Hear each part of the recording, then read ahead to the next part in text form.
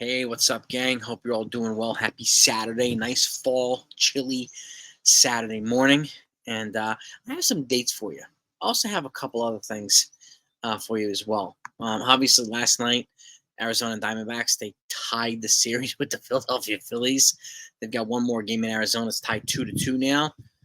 And the one observation I've made is that Craig Kimbrell's been kind of their kryptonite, the Phillies' own kryptonite for the last two games.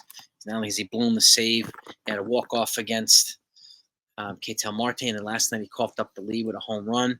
So he's struggling right now. So I would probably avoid going to him if I'm the Phillies to try to get this win. If they took one out of these three games, I'd be happy because they'd be going up to Philly, back to Philly up 3-2. So their opportunity is now. So we'll see. I think it's Zach Will against Zach Gallen, Zach versus Zach. So a big game. Now, before I get to some dates for you, that's some important dates. Actually, let me get you the dates now. All right.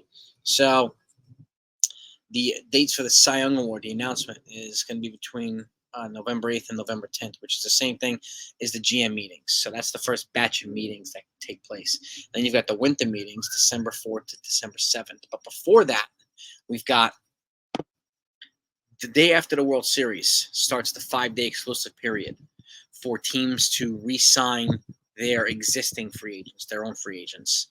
And after that 5-day that window is passed, then anybody can sign with anybody. Then free agents can sign with other teams. So free agency pretty much begins right out the bat, right out the gates after the World Series. So things generally pick up more often during the winter meetings. But if you want to keep in the loop on every single move, whether you're a Yankee fan or not, you know what to do. Hit that subscribe button, okay, if you haven't done that yet. I will take care of all the details. I'll get you every move that happens. If you do, just make sure to hit the notification bells. Well, that way you know when things happen live time. I thank you so much for that. I will take care of all the details for you. Now, those are some of the dates we have right now. The other dates haven't been officially confirmed yet. MVP, Rookie of the Year, Manager of the Year, and everything else. So I'll get those to you, and I'll obviously announce it. I'm going to go live, by the way, during the Cy Young Award announcement because I have a feeling we're going to be celebrating a Garrett Cole Cy Young. So that I'm very much looking forward to and very hopeful for. So, but story of the day is A-Rod. Look at the title. More A-Rod drama. I don't know if you've heard. He's been doing these post-game on TBS, post-game shows with Derek Jeter and Big Papi, and he made a stink this week about the Yankees not retiring his number yet.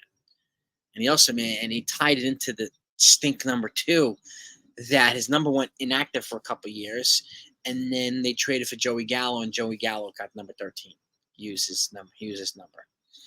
Okay, number one for a couple things. Number one, obviously his legacy is going to be his legacy here. So he's definitely put up the stats to be a Hall of Famer, but he's done his own damage, tarnished his own reputation, getting popped a couple times for juicing, one of which was with the Yankees. He served a whole entire year suspension without pay. But he also sued the Yankees during this ordeal as well. So he's done as much wrong as he's done right here with the Yankees. Yes, he's won 2 MVPs with the Yankees, cannot be taken away, but in my opinion, retiring somebody's number, that's a forever recognition, okay? And that's a huge honor, in my opinion. It's just like, and you can't really compare it to college football because college football is like 90 guys in the team, so it's going to be constant recycling of numbers, but you can always honor people in the canyons, whatnot. And maybe we'll do that here, and may not necessarily because there's a lack of numbers. Okay, the Yankees were retired more numbers than any other team. And at some point, what are they going to do? You're going to wear number 163 on your back, like, so. But in all due respect to A-Rod, I'm passing on retiring your number for those reasons. And you're like, again, you contributed here. You were a big part of them winning the World Series in 2009. You got an MVP in 2007. I won in, I think it was 2011 maybe, or 13, something like that. Your second MVP with the Yankees. And your contributions here cannot be underestimated. Neither can your bonehead moves too. So retiring some number two, at least to me. I don't know what you guys and gals think. Let me know in the comments whether you agree or not.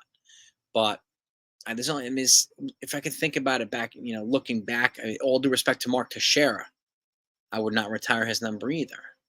He had a tremendous impact here. He was a great part of that 2009 World Championship. He was a constant pro. all the time. Is a classy guy. All right. But again, they've already retired Don Mattingly's number. Don Mattingly was like one of the faces of the franchise, one of the most revered players on the team and in baseball. So, and guys now, I mean, guys whose number I would, at the very least, honor would be Brett Gardner.